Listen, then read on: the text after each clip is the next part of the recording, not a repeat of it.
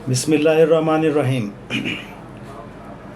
आज हम चीन में होने वाली शंघाई ताउन कौंसिल का जो इजलास था, उसके मौका पर चीन ने जो फ़ौजी परेड का अहतमाम किया है और उसमें उसने अपनी ताकत का मुज़ाहरा किया है। बुनियादी तौर पर उसने शंघाई ताउन ऑर्गेनाइजेशन के मौका पर 23 ममालिक के सरबराहान की मौजूदगी में उसने जो अपनी फ़ौजी ताकत का मुज़ाहरा किया है, ये मुज़ाहरा दरअसल उसने अमेरिका को जवाब दिया है, जो प्रेसिडेंट ट्रंप ने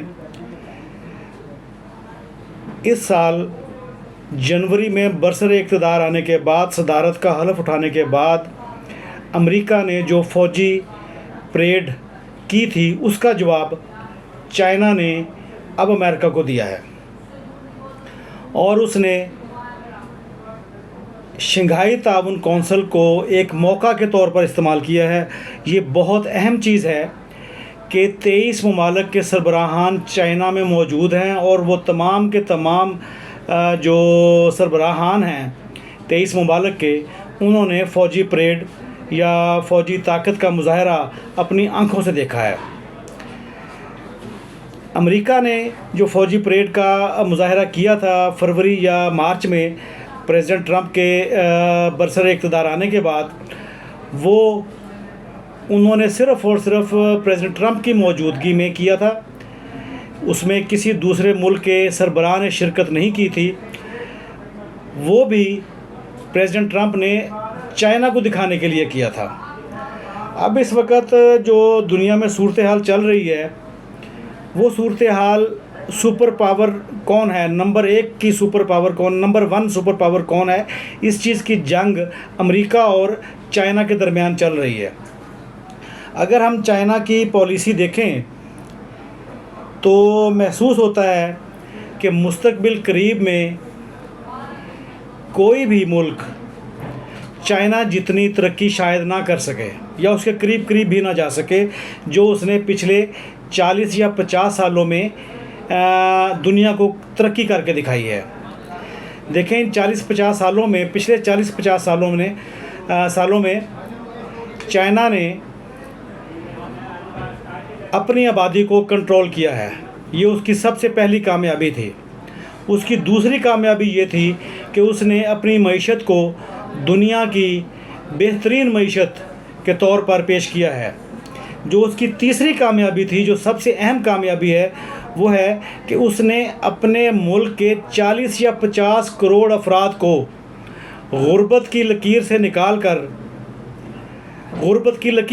लिया है। गुर्बत से निकाल कर उनको पावर दी है, उनको रोज़गार दिया है।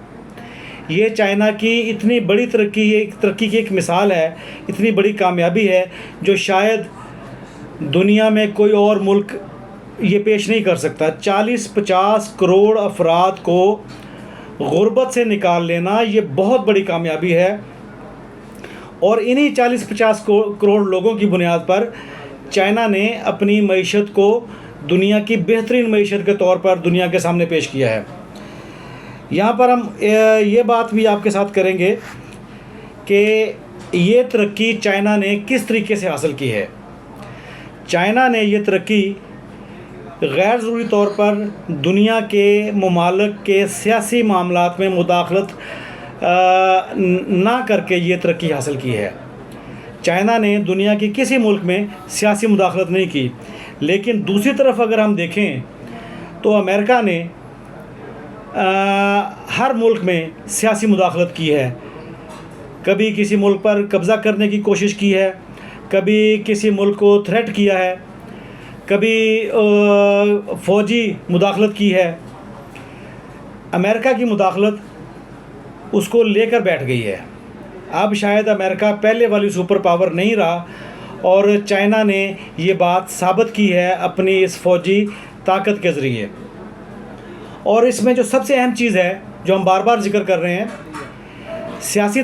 फ़ौजी ताकत का मुज़ाहरा हर मुल्क अपने मुल्क में करता है, अपनी आवाम को दिखाने के लिए तमाम ममालिक फ़ौजी ताकत का मुज़ाहरा किया करते हैं, लेकिन चाइना ने शंघाई ताउन कौंसिल के मौका पर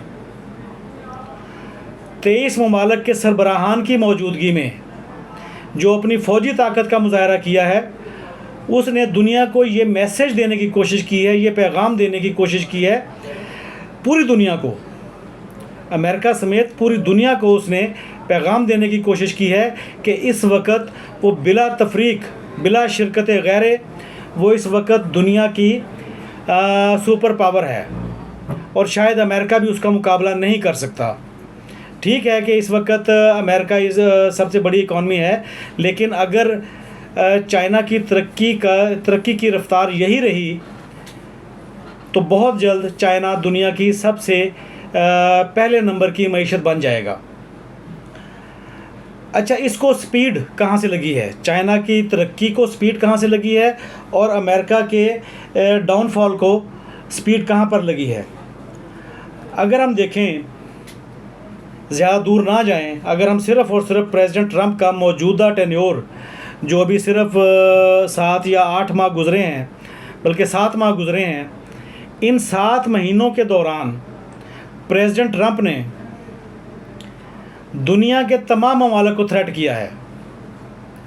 सबसे पहले प्रेसिडेंट ट्रंप ने अपने पड़ोसी मुल्क कनाडा को थ्रेट किया है कि कनाडा को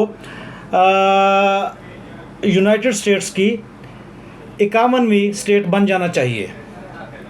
ये उनकी तौहीन भी थी, ये उनकी मुल्क में एक मुदाखलत भी थी, शदीद किस्म की मुदाखलत थी। यानी कोई भी शख्स ये पसंद नहीं करता कि अगर उसके घर में कोई दूसरा शख्स मुदाखलत करे, लेकिन ट्रंप ने की है।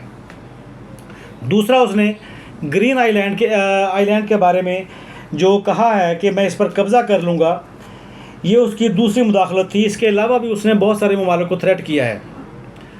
और जो सबसे अहम किरदार अमेरिका को पहले नंबर की सुपर पावर से दूर कर रहा है, वो अमेरिका का जो ट्रंप टैरिफ है, जो टैरिफ की धमकियां हैं सारी दुनिया में उसने दी हैं, तमाम ममालिक को वो अपने तरीके से काबू करने की कोशिश कर रहा है। ये भी एक तौहीन है। जो सिस्टम अरसा दराज से चला आ रहा था, उस सिस्टम को डिस्टर्ब किया है ट्रंप ने। थोड़े बहुत उसे फ़ायदे हो सकते हैं, लेकिन अल्टीमेट अमेरिका सुपर पावर जो 1 नंबर सुपर पावर थी, उसके स्टेटस से नीचे चला जाएगा। और आप देखेंगे आने वाले दिनों में अमेरिका और चीन की जो जंग है, सर्द जंग है, उसमें तेज़ी आएगी। और इस तेज़ी में अगर यूरोप शामिल हो गया, अगर यूरोप ने थोड़ी सी भी मदद चाइना की कर दी, तो ये कन्फर्म हो जाएगा कि अमेरिका अब एक्सट्रीम सुपर पावर नहीं रहा, या अकेली सुपर पावर नहीं है, बल्कि उसको सुपर पावर के दर्जे से हटा दिया गया है। अगर यूरोप ने थोड़ा सा टिल्ट चाइना की तरफ ले लिया या रशिया की तरफ ले लिया, जितना थ्रेट इस वक्त यूरोप को रशिया से है, उससे कहीं ज़्यादा थ्रेट उसकी यूरोप की मईशत को, यूरोप की सोसाइटी को, वो थ्रेट इस वक्त अमेरिका से है। अगर यूरोप ने इस थ्रेट को काउंटर करने के लिए, जो ट्रंप टैरिफ है उसको काउंटर करने के लिए थोड़ा सा अपना वज़न चाइना के पलड़े में डाल दिया, तो अमेरिका उस स्टेटस से हट जाएगा जो वो पिछले पूरे 100 साल के दौरान या 80 साल के दौरान उसने एंजॉय किया है। हमारे ख़्याल में आइंदा के 100 साल का जो सुपर पावर है वो चाइना इस वक्त बनने जा रहा है, तकरीबन बन चुका है।